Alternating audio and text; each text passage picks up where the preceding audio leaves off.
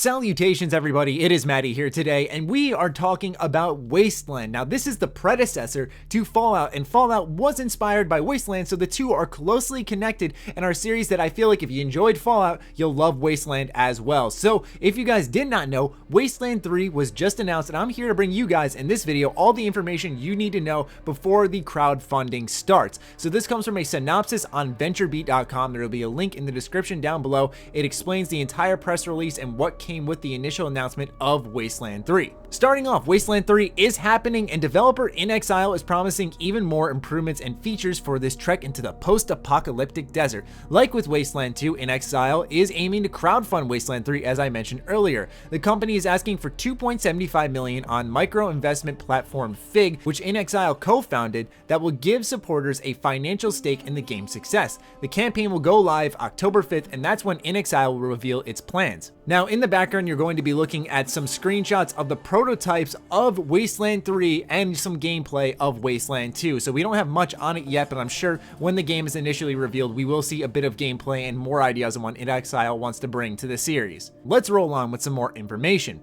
While fans have to wait until next week to help make Wasteland 3 a reality, inXile is providing some info on what its plans are for the sequel. For this new game, the studio is promising more party-based role-playing with an even large focus on story reactivity and strategic combat. The combat of the second game is evolving to include vehicles and environmental dangers. Colorado will act as the new setting and will provide a frozen landscape that is difficult to survive in. So multiple pieces of information to take here. Number one is that the combat is being revamped. This is exciting because Wasteland 2's combat wasn't bad by any means, but in comparison to a game like Divinity Original Sin, which it is clearly taking inspiration from when it includes environmental dangers, is something that I'm really happy about. Apparently they are improving the isometric camera view, which is more of an overhead view. Also, they mentioned story reactivity, which means that the actions you take in the world and how the world around you and the story itself reacts to the decisions you make. So it's good that that is yet again a focus on the game. Also, the setting of Colorado. This is a place that I can't think of many games being set in, so this is really exciting in its own right. Also, obviously it's post-apocalyptic, so seeing Colorado in that state is going to be very interesting to see how things change, and that's the beauty of these post-apocalyptic games. Also, the frozen landscape seems like an interesting dynamic that I'm sure will have a lot of survival mechanics implemented into, so I'm really excited to see how that plays out as well. The potential biggest new feature in Wasteland 3, however, is cooperative play. Play by yourself or with a friend in story-driven synchronous or asynchronous multiplayer, reads a press release. The core of Wasteland 3 will still be a rich single-player experience. If you play with a friend while both online together, you'll be able to share many missions and join up to hit key story beats, but you can also split up and cover more ground. Once a game is started, you can play Wasteland 3 while your friend is offline and do a lot of missions without them. So once again, this seems like another page taken from Divinity's book, which is awesome to see because Divinity did so much things right, and it really is nice to see Wasteland 3 taking inspiration from that.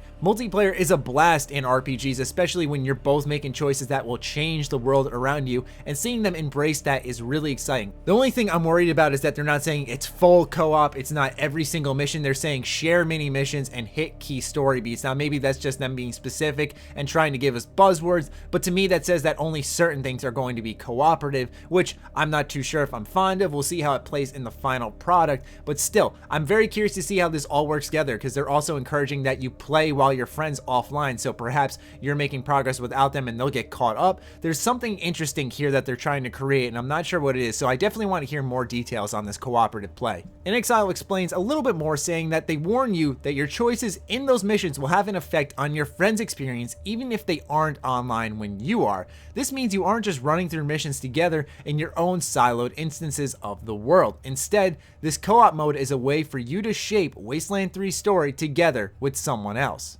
So likely, this means that you and your friend can group up, and then I'm progressing in the story. Certain things are happening based off the choices I've made, and when I'm offline, my friend will log in and say, I'm gonna play a couple of missions of Wasteland 3 while he's offline and wait for him to finish whatever he's doing.